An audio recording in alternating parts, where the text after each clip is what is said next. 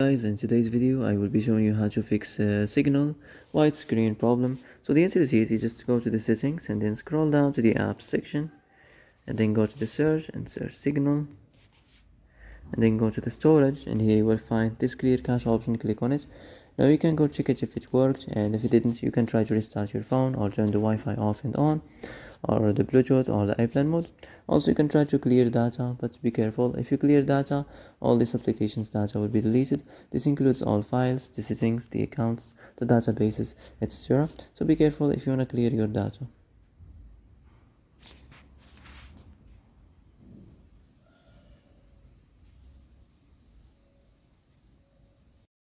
And that's it for today's video. I hope this is the answer you've been looking for. If you like this video, don't forget to like and subscribe, and see you in the next video. Thanks for watching.